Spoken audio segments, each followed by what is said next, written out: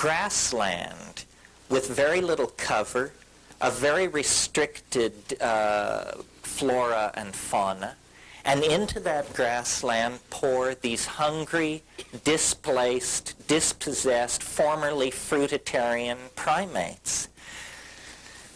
When a species gets under that kind of pressure, it must make a choice between extinction or dietary expansion.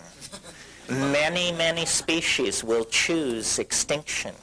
This is an interesting thing about animal species. Most animal species eat one or two foods that they are very tightly focused in on. The reason for this, if you're not an evolutionary biologist, is it's a strategy for avoiding mutation. You see, all plants have a tendency to protect themselves from predation by producing toxins, mutagens, poisons is what we're talking about here. So an animal species will evolve a preference for just one or two food sources, and then it can hold its exposure to mutagenic agents to a minimum.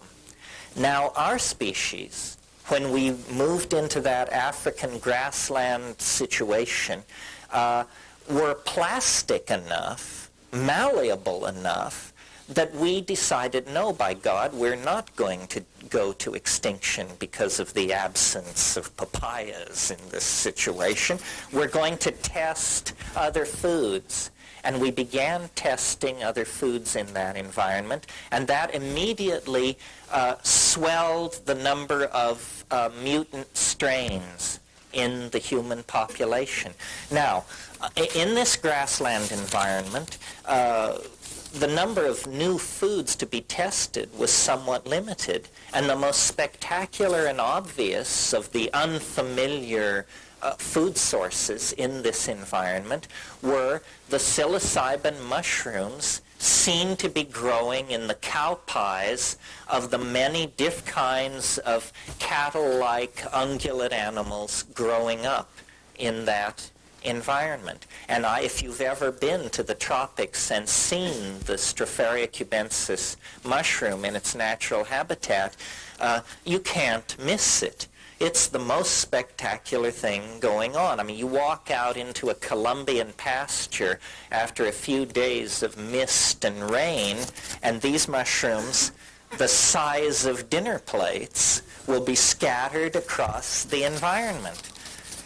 Now, when I was in Kenya in the late 60s, I observed baboon troops and their food gathering behavior, and what they were into was running around frantically looking for cow flops and then flipping them over, looking for beetle grubs or carrion beetles. You see, they understood that the cow flop, great phrase, huh?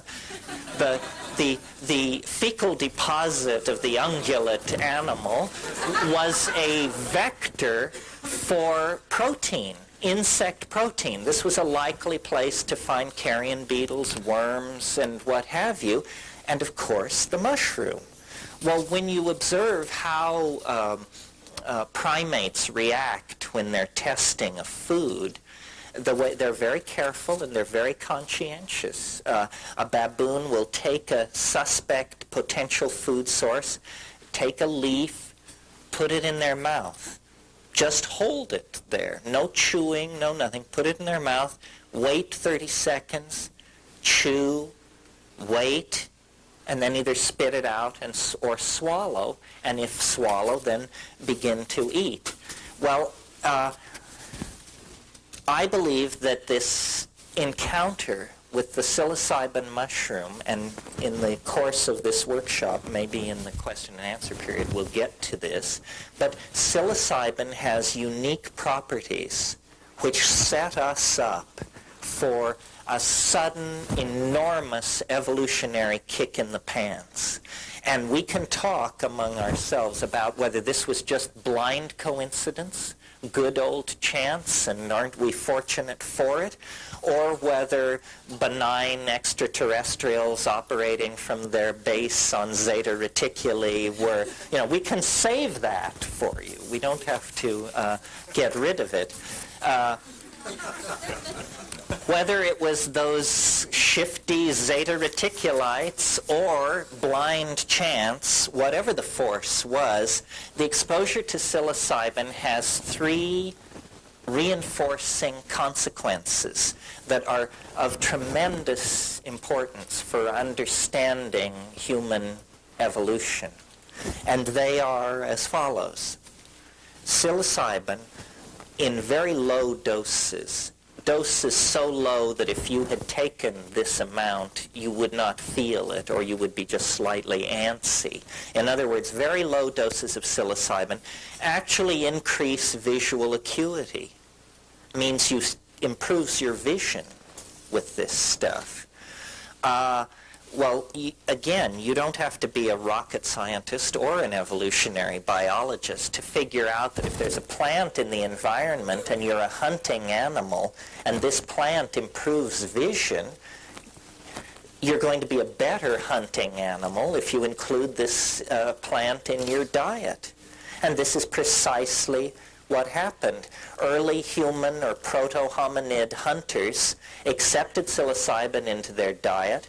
It made them better hunters. Being a better hunter means being more successful at obtaining food. Being more successful at obtaining food means more of your children reach reproductive age themselves, and so you outbreed the non-psilocybin using portion of the population. Simple enough, right? On the next level, remember I said this was a 3-step process where each step reinforces the other. At slightly higher doses of psilocybin, you get what's called CNS arousal, central nervous system arousal. Well, now arousal is just what it sounds like. It's not only restlessness and alertness, but it's also a kind of horny, diffuse energy. It inclineth one's thoughts to the boudoir, is what I'm trying to say here. And so you get what primatologists and anthropologists charmingly describe as more frequent instances of successful copulation. And so what successful copulation means is, again, a factor feeding into more children of the psilocybin-using animals reaching reproductive age themselves. And then finally, and thirdly, beyond visual acuity, beyond sexual arousal, is the full-blown psychedelic tremendum, the full-blown religious revelation that goes with the mushroom experience. A revelation of such depth and breadth that we, 20,000 years later, with all our epistemic sophistication and our parallel processing computers and all this other malarkey, are completely in awe of, completely unable to come to terms with.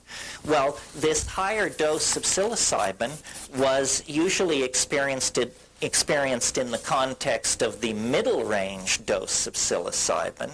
So it went on in an atmosphere of group, religious ecstasy, and orgy.